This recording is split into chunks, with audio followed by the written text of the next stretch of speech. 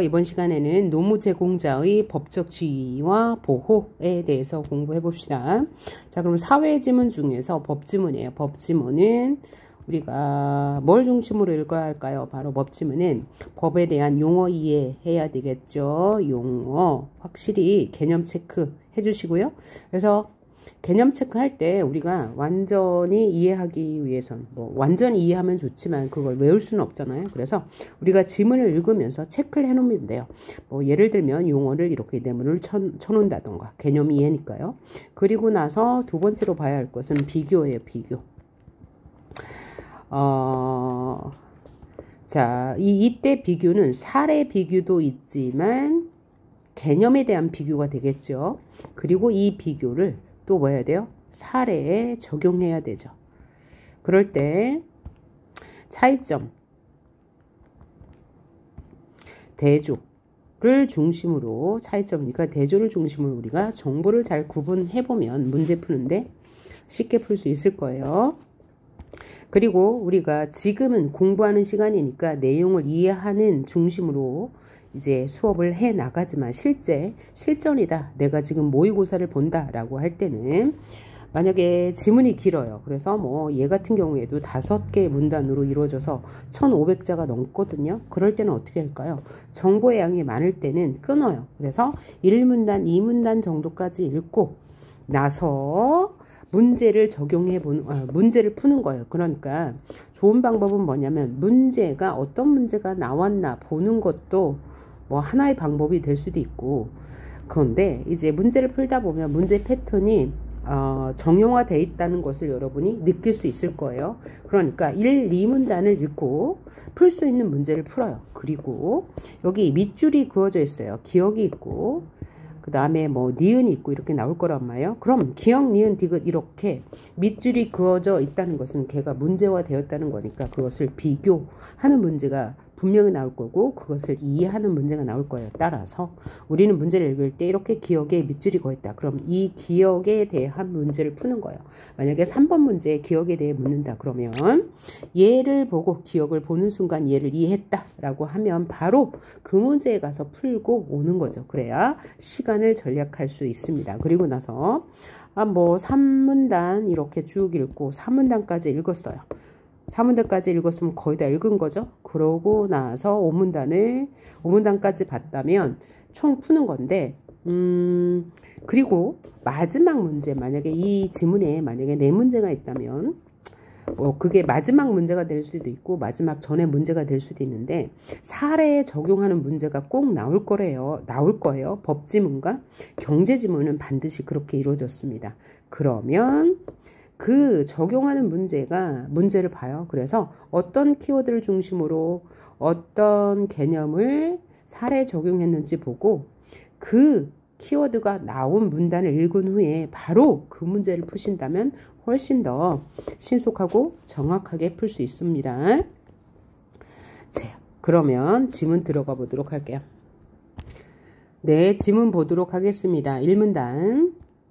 산업구조가 급격하게 변화하고 비용 절감을 위한 기업 경영 방식이 확산되면서 비용 절감을 위한 경영 방식, 비용은 뭐죠? 지출이죠. 절감, 감소하기 위해서 그 기업이 경영 방식을 다양하게 하고 있다라는 이야기죠. 그러면서 기존의 전형적인 노무 제공 형태와는 다른이라고 했으니까 우리는 기존의 전형적인 노무 제공 형태가 무엇인지 비전형적인 노무 제공 형태가 무엇인지를 비교하면서 읽어야 되겠죠. 그런 것이 늘어나고 있다. 그러니까 여기에 비중이 많을 거예요. 위에서 뭐라고 그랬어요? 비용 절감을 위한 경영 방식이 확산된다고 했으니까요. 그러면서 노무란이라고 했어요. 노무가 무엇인지 설명하네요.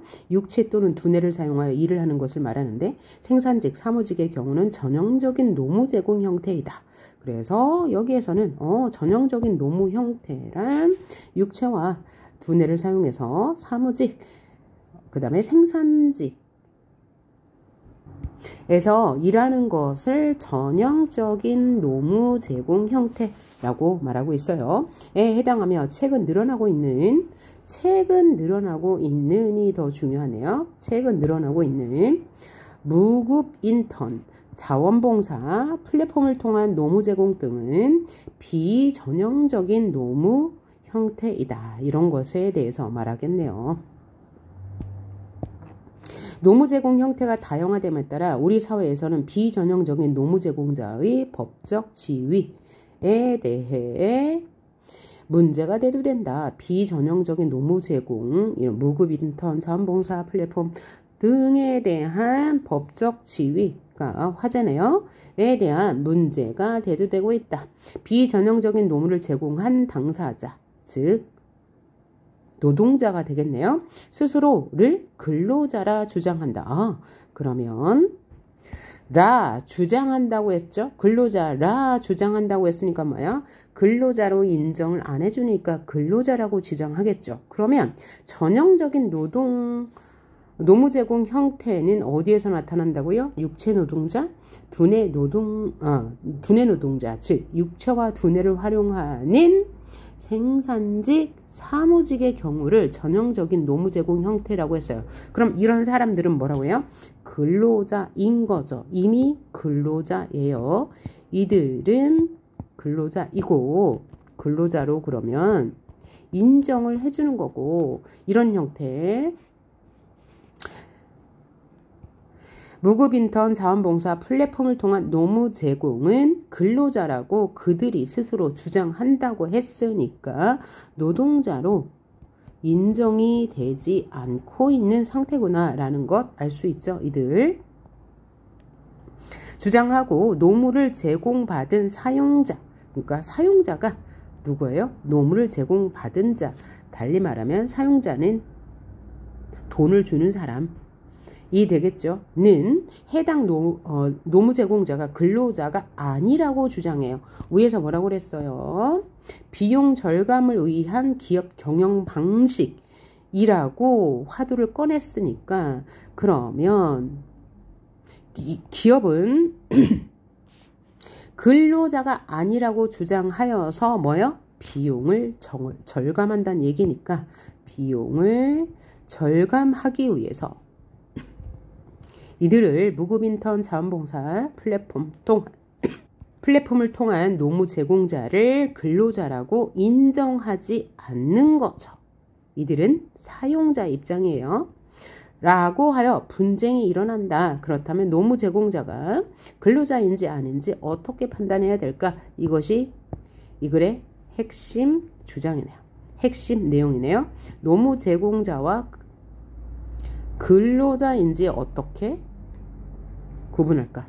자, 그러면 이 말을 통해서 또 하나 알 수 있는 것은 뭐예요? 노무 제공자는 이 두 가지 형태 중에 어디에 해당하는 거예요? 바로 여기에 해당하죠. 그죠? 노동자로 인정받지 못하는 사람들, 그러면 근로자는 전형적인 노무를 제공하는 사람들이라고 이해하셨죠? 이렇게 이해하시면 될 것 같고요. 이렇게 내용 연결해 주시고요. 두 번째 문단. 우리나라의 근로기준법에서는 근로자를 직업의 종류와 관계없이, 자, 근로자는 위에서 말하기를 전형적인 노무 제공자로 노동자로 인정받는 사람들이죠.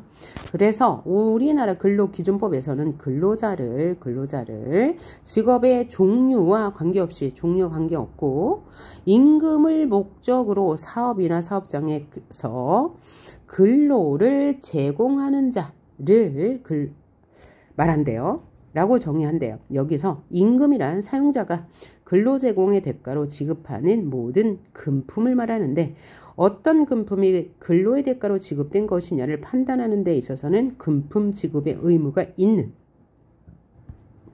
근로와 직접적이거나 밀접하게 관련되어 있어야 한다. 자, 그럼 여기서 금품은 뭘 말할 거예요? 근로의 대가로 지불하는 것인데, 지급하는 것이죠.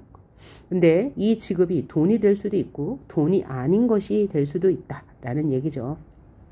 그래서 개별 근로자의 특수하고 우연한 사정으로 인해 제공되는 금품은 임금에 해당하지 않는다. 그럼 아까 임금은 뭐라고 그랬어요?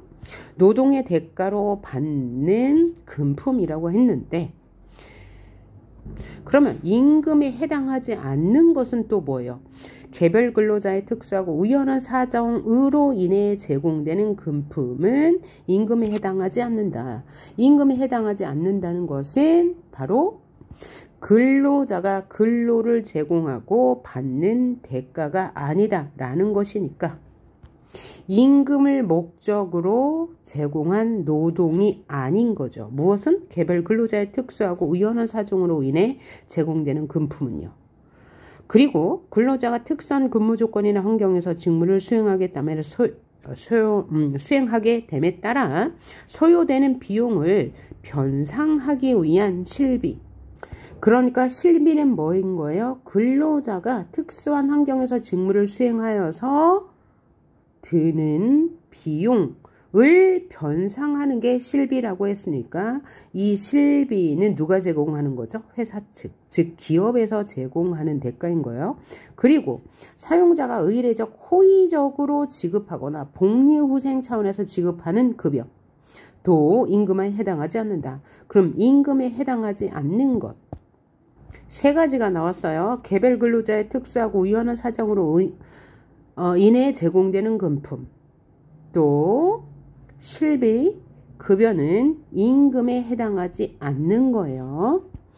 그럼 임금은 뭐였는데? 임금을 목적으로 근로자가 근로를 제공하고 그것의 대가로 지급받는 금품을 임금이라고 했는데, 그럼 이 임금은 누가 받는 거? 근로자가 받는 거고요. 나머지 금품, 실비, 급여는 근로자가 아닌 위에서 말한 거 일문단에서 끌어오자면 노무 제공자가 받는 것이네요. 그러면 요 세 가지는 노무 제공자. 그러니까 노무 제공자와 계속 우리는 근로자를 구분하면서 읽어야 돼요. 노무 제공자가 노무를 제공하고 받는 것은 금품, 실비, 급여에 해당하고요.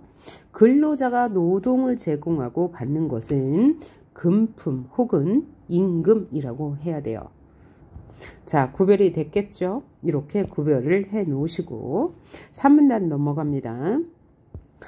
근로기준법상의 근로자에 해당하는지 여부는 계약의 명칭이나 형식에 관계없이 실질에 따라 판단된다. 자, 위에서 노무 제공자와 근로자는 완전히 법적 지위가 다르다고 했죠. 노무 제공자는 법적 지위가 노동자에 비해서 낮아요. 그런데 노무자는 조금 더 나은 법적 지위를 받기 위해서 근로자라고 주장한다고 했고요. 근로자는 이미 근로자이기 때문에 어떤 주장을 하지 않을 거예요. 그런데 이런 문제가 발생하는 이유는 무엇 때문이라고요? 회사가, 즉 기업이 비용 절감을 위해서, 즉 임금을 줄이기 위한 경영 방식이다 라고 이야기했어요. 자, 3문단에서는 근로기준법상의 근로자에 해당하는지의 여부가 중요하죠. 경영자 입장에서도 중요하고 노무 제공자 입장에서도 중요해요. 의 여부는 계약의 명칭이나 형식에는 관계없고 실질에 따라 판단한다. 계약의 명칭이나 형식에 관계없이 라는 말은 노무 제공에 대한 계약이 고용계약인지 도급인지 위임계약인지는 중요하지 않다. 고용계약은 그래서 여기 세 가지 계약의 형태가 나왔는데요. 이 세 가지 형태를 설명할 건가 봐요.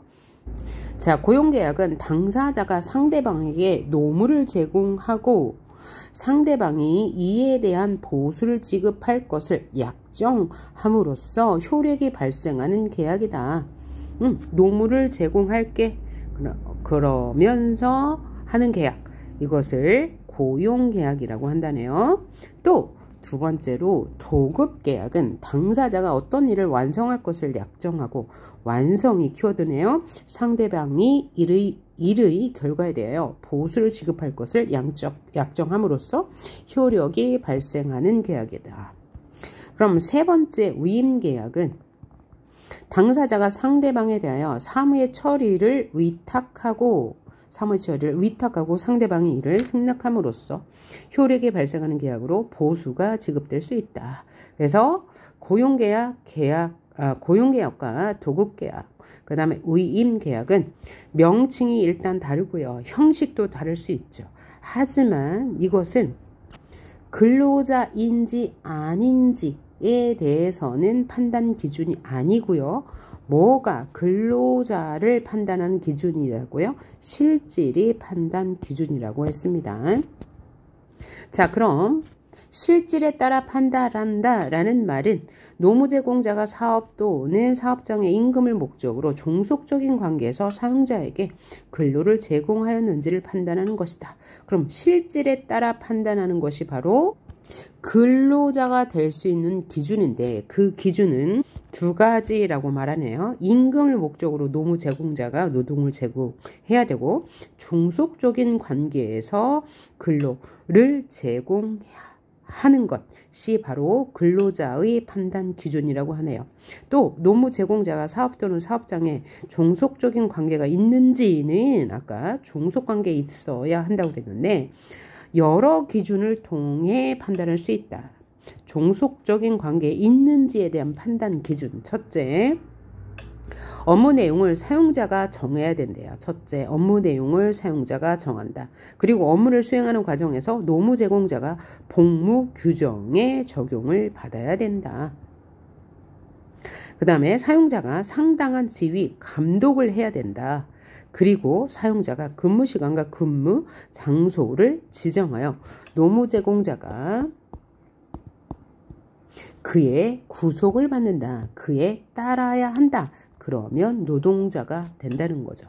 그러면 이 노무 제공자는 종속적인 관계에서 근로를 제공하였다고 본다. 이 밖에도 노무 제공 관계가 지속적으로 유지되었는지 이것도 조건이 되네요. 그럼 이게 세 번째 근로자의 조건이 될 거예요. 노무 제공자가 사용자에 전속되었는지. 사용자에 전속되었다라는 것은 그곳에서만 일을 한다는 뜻이죠.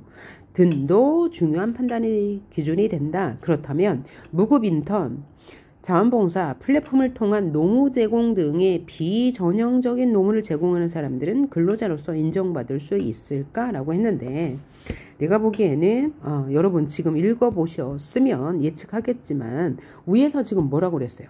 근로자로 판단할 수 있는 기준은 이런 기준이 있다고 그랬죠. 첫째, 임금을 목적으로 해야 되고, 노무 제공자가 또 종속적인 관계에 있어야 되는데, 그 종속적인 관계란 업무 내용을 사용자가 지정하고 또 복무 규정을 노무 제공자가 적용받아야 되고, 사용자가 지휘 감독해야 되고, 근무 시간, 근무 장소를 사용자가 지정하고, 노무 제공자는 이에 구속을 받아야 되고, 또 지속적으로 노동을 제공해야 하고,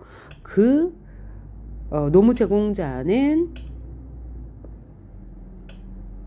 한 회사 기업에 전속되어 있는지 이 조건을 따져서 이것이 모두 충족할 때, 혹은 이런 조건들이 실질적으로 지켜졌을 때 노동자로 인정한다고 그랬죠. 그러면 이 뒤에서 뭐에 대해서 말한다고요? 비전형적인 노무를 제공하는 사람들은 근로자로서 인정받을 수 있을까라고 질문하고 답을 해줄 텐데, 이 조건이 충족하면 근로자로 인정하지 않겠죠. 그러면 3문단 정말 그런지 한번 확인해 보도록 합니다. 무급 인턴은 비전형적인 노무 제공자라고 했죠. 실질적으로 사용자에 대해 종속관계에서 노무를 제공했대요. 그럼에도 불구하고 종속적인 관계에 있으나 노무 제공에 대한 어떠한 보수도 지급받지 않는 노무 제공자이다. 왜요? 무급이니까요. 급여를 받지 않으니까요. 왜요? 노동자가 되려면 노동의 대가를 임금으로 지급받아야 한다고 이 문단에서 말했잖아요. 이들은 임금을 대가로 하지 않지만 교육, 훈련, 경험, 추후, 고용 가능성 혹은 고용 기회 등을 대가로 얻는다. 그러니까 이 사람들은 노동자가, 무급 인턴은 노동자가 아니라고 말하는 거죠. 그리고 자원봉사를 하는 노무자는 무급 인턴과 마찬가지로 자원봉사잖아요. 그쵸? 대가를 바라고 하는 게 아니니까 노동자가 아니겠죠.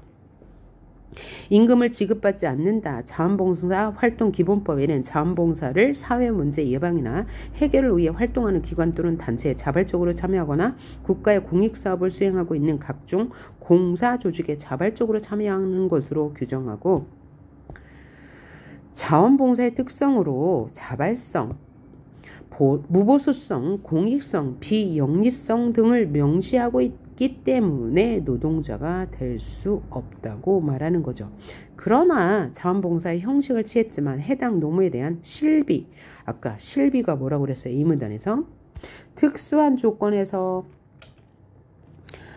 직무를 수행하게 됨에 따라 소요되는 비용을 변상하기 위한 것이 실비라고 했으니까 실비만 지급받은 거죠. 그러니까 얘는 노동의 대가가 아닌 거죠. 그래서 비교적 지속적으로 일정 기간 이상 노무 제공을 한 사람이 자신이 즉 노무 제공자가 실제로 근로자였다고 주장하는 경우가 있대요. 그럼 이 경우 금품의 제공이 노무 제공과 대가 관계에 있는지 여부는 전적으로 노무 제공 의사가 무엇이었는지에 의해 판단된대요.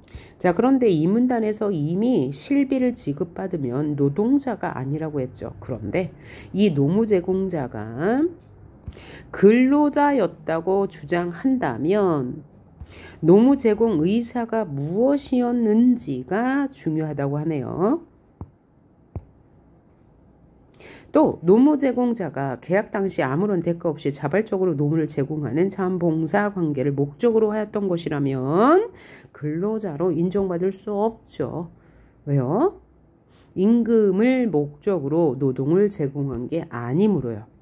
그리고 플랫폼을 통한 노무 제공이란 온라인 플랫폼에서 거래되는 노무라는 뜻이다. 스마트폰 애플리케이션을 활용하는 운송업체의 운전기사나 배달 대행업체의 배달 종사자 등은 플랫폼을 통한 노무 제공자에 해당한다.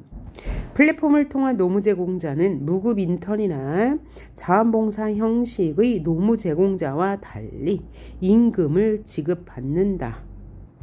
그러나 이 경우 사용자의 직접적인 지위나 감독이 보이지 않아, 그리고 계약관계의 지속성이나 사용자의 전속성이 없다는 측면에서 근로자가 아니죠.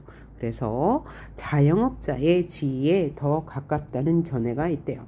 그래서 지금 사문단에서는 비전형적인 노무를 제공하는 무급 인턴, 자원봉사, 플랫폼을 통한 노무 제공, 이런 사람들은 노동자로 인정할 수 있대요? 없대요? 없다고 말하고 있어요. 왜냐하면 노동자는 임금을 목적으로 종속적인 관계에서 또 지속적으로 전속되어 있으면서 노동을 제공해야 하는데, 무급 인턴이나 자원봉사, 플랫폼은 그 네 가지 조건을 충족하지 못하기 때문이죠. 첫 번째, 무급 인턴은 노동을 목적으로 하지 않기 때문에 노동자가 아닌 거고요.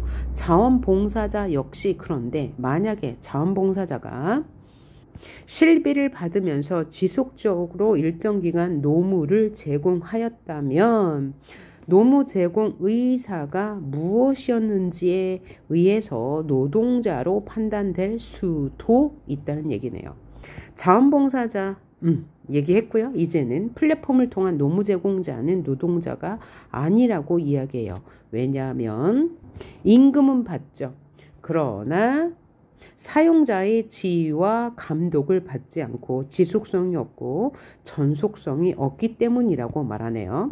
5문단 봅시다. 근로기준법에 근거한 이런 판단에 대해 노무 제공자를 사회적 약자로 규정하고 사회적 약자 이익 보호를 위한 정책을 마련해야 하는 것이 아니냐는 의견도 있대요. 우리나라에서는 노동법상 근로자에 해당하는 경우에는 최저임금법, 고용보험법 등 노동관계법의 보호를 받아요. 그래서 근로자에 해당하지 않는 경우에는 노동관계법의 보호를 받지 못하죠. 배제되죠. 사용자가 근로자에 대해 퇴직금과 사회보험료에서 사용자 부담금을 납입해야 하는 등 여러 가지 법적 경제적 부담을 져야 해요. 누가요? 사용자가.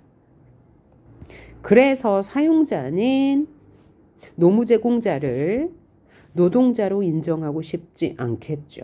그래서 노무제공자를 근로자로 인정하지 않으려고 하는 경우가 있죠.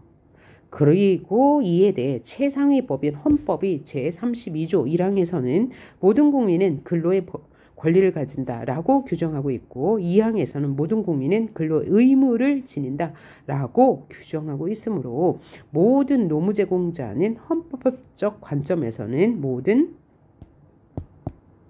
근로자라고 주장할 수 있다는 거죠. 그러면 이쪽 부분은 뭐라고 주장하는 거예요? 노무제공자도 노동자가 될 수 있다는 주장이죠. 노무제공자도 노동자가 될 수 있다는 주장이었어요. 왜? 이런 법률 조항이 있으니까요.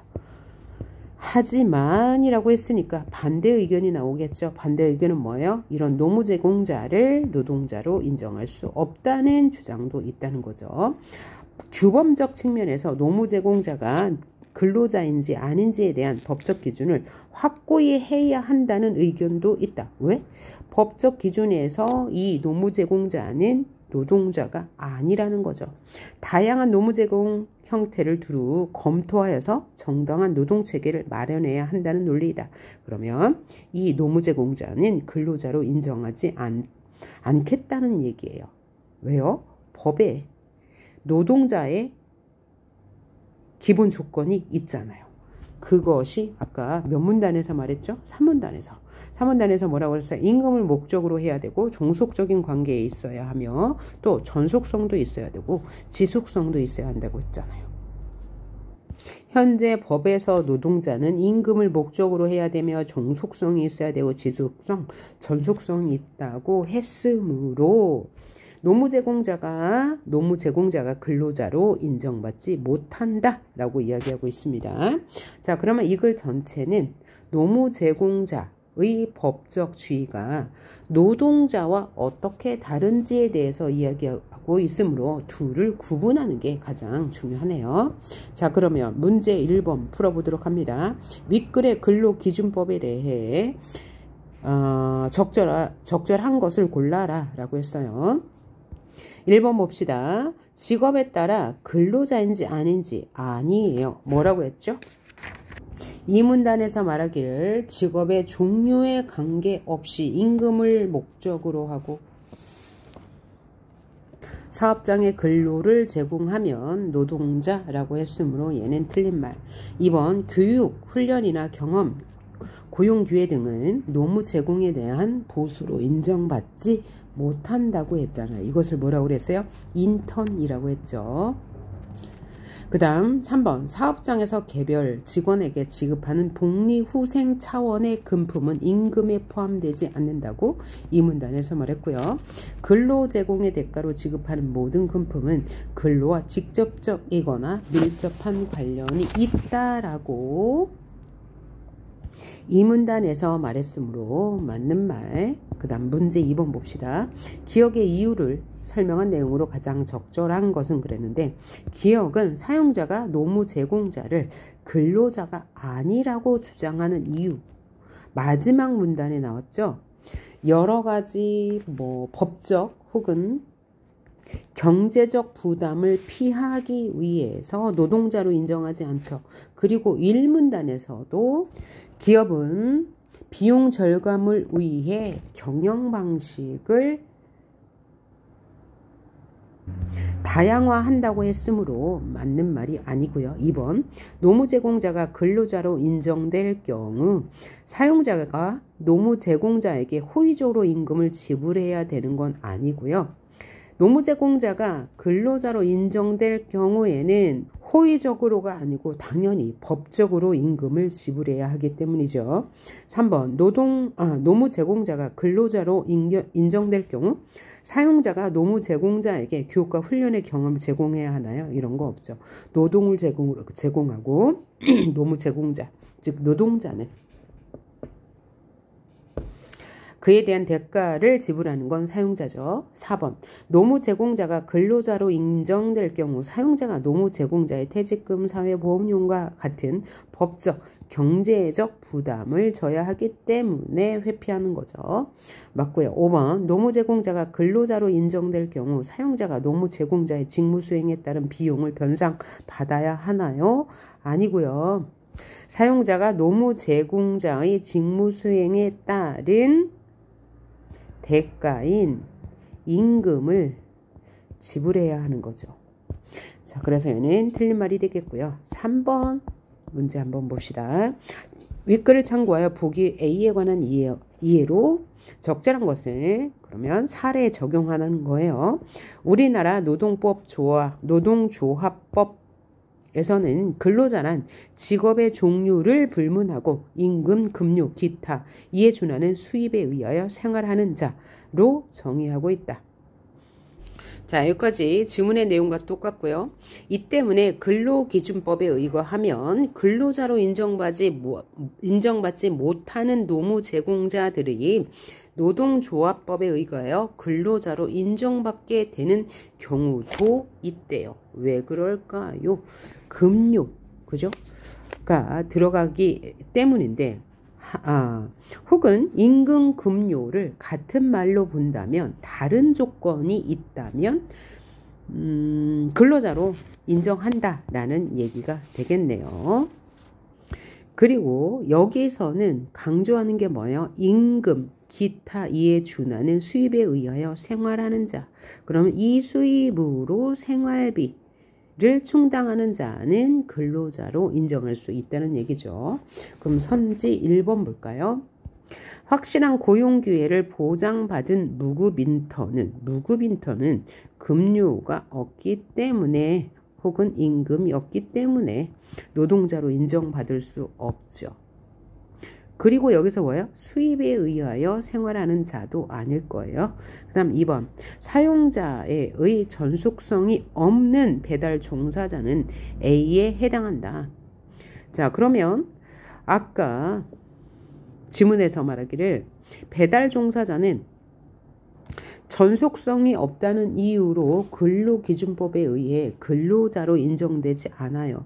하지만 배달의 대가로 지급받은 수입으로 생활하기 때문에 노동조합법에서는 뭐예요? 노동자로 인정받을 수 있겠네요. 얘는 맞는 말이 되겠네요. 그 다음 3번. 노무 제공 없으면 일단 근로자가 아닐 것 같죠? 구걸로 생계를 연명하는 노숙인은 일단 노동을 하지 않았고요. 그 노동의 대가로 얻은 임금이나 급료도 없을 거예요. 그러니까 당연히 해당하지 않겠죠. 그 다음 실비를 지급받지 않고 자원봉사를 하는 자원봉사자는 자원봉사 규정이 뭐예요?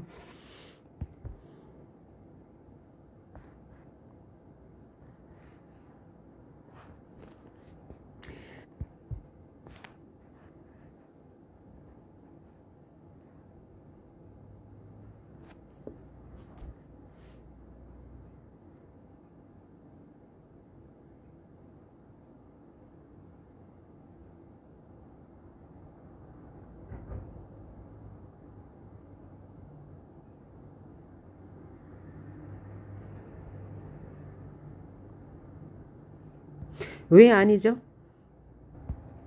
일단 이 계약 당시에 이 자원봉사자는 노무 제공의 대가로 금품 제공을 약속받았기 때문에 이미 근로자로 인정하는 거죠. 자, 지문에서 뭐라고 그랬어요?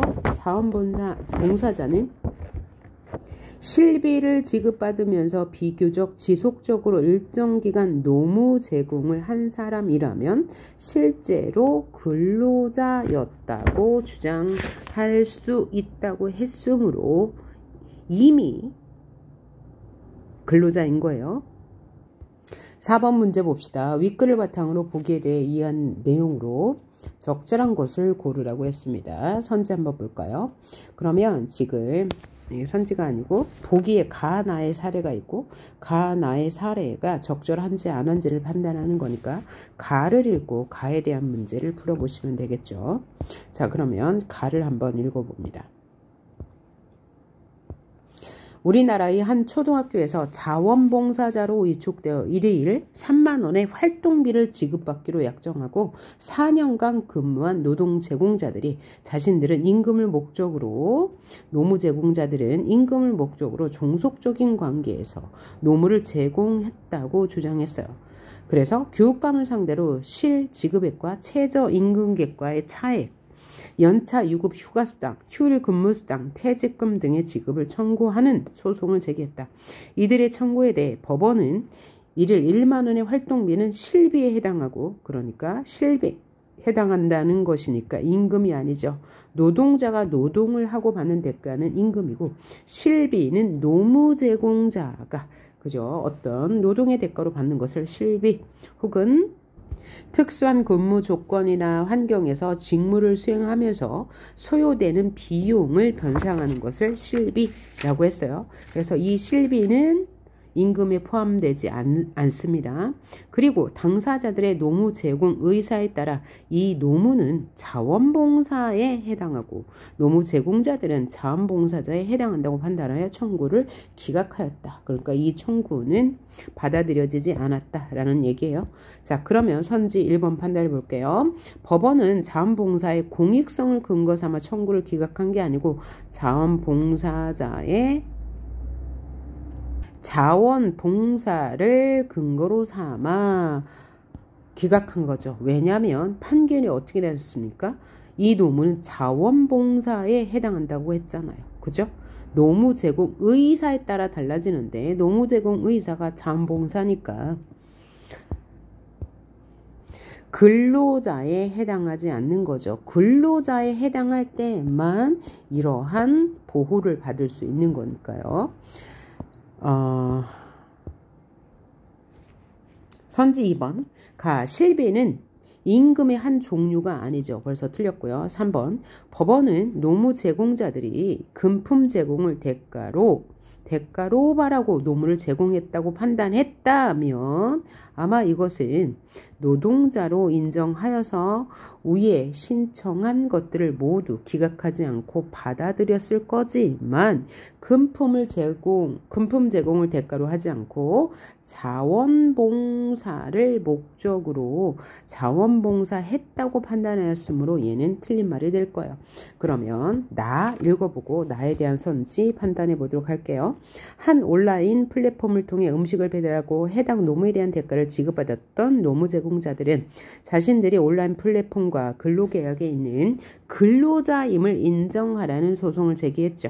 이에 대해 법원은 해당 온라인 플랫폼이 배달 종사자의 위치를 실시간으로 확인하고 이동거리를 합산할 수 있는 시스템을 운영했다. 즉 사용자가 감독했고 이에 기초하여 배달 종사자들의 접속을 제한했다. 접속을 제한했다는 것은 복무 규정을 적용받았다는 거죠. 그래서 근로계약 관계를 인정할 수 있다고 했다. 자, 지문에서 근로자로 인정하는 조건은 크게 두 가지라고 했어요. 임금을 목적으로 노동을 제공하고 또 종속적인 관계에 있어야 하는데 이 종속적인 관계에 있어서도 세부적인 내용을 정했어요. 그것은 뭐냐면 업무 내용을 사용자가 정해야 하고 업무 수행 과정에서 노무 제공자가 복무 규정을 적용받아야 하며 사용자가 감독해야 하고 근무 장소를 지정해야 한다고 그랬죠. 그럼 이 조건에 해당하죠. 일단 이분들은 배달 종사자들은 임금을 목적으로 일을 했고요. 그 다음에 종속관계에 있어요. 사용자와. 여기서 사용자는 누구예요? 온라인 플랫폼. 그러므로 인정할 수 있다. 근로자로 인정할 수 있다. 라고 말했네요. 그러면 4번 선지 판단해 보면 법원은 사용자와 노무 제공자 사이에, 여기서 사용자는 누구예요? 온라인 플랫폼이고 노무 제공자는 배달 종사자죠. 계약관계의 종속성을 인정하고 있죠. 종속성은 뭐라고 했죠? 사용자와 노동자 간의 관계가 종속적인가, 즉 명령과 복종의 관계인가를 따지는 건데 지금 명령 복종 관계에 나타났으므로 맞는 말이죠. 선지 5번 법원은 임금을 지급받았다는 이유만으로 노무 제공자를 근로자로 인정한 게 아니고 종속성까지 인정했기 때문에 노동자로 인정한 것이죠.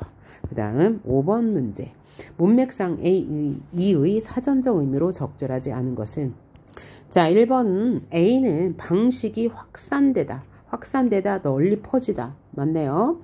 그 다음 B는 금품을 지급하다, 금품을 주다 라는 거죠. 그래서 그 해당 목만큼 내주다. 맞고요. 비용이 소요되다. 여기서 소요된다라는 것은 필요하다 라는 얘기죠. 그래서 요구된 바, 맞는 말이고요. 보수를 약정하다, 약속하여 정하다. 맞는 말이고요. 보호에서 배제되다, 그러면 보호에서 제외되다 라는 뜻이죠. 믿음이나 의리를 저버린다가 아니고 어디에서 제외되다 라는 뜻이므로 얘가 틀린 말이 되겠네요. 자, 이번 지문은 노무 제공자의 법적 지위와 보호에 대해서 살펴봤고요. 내일 지문은 고2 기출문제에서 만나도록 합시다. 수고하셨습니다.